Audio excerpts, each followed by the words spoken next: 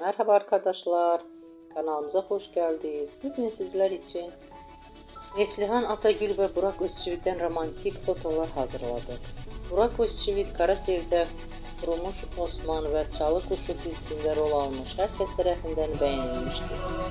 Biz de sizler için onların güzel paylaşımlarını hazırladık. Bu videoların devamlı gelmesini istiyorsanız kanalımıza abone olup yorum yazmayı unutmayın. Ben bu kadar.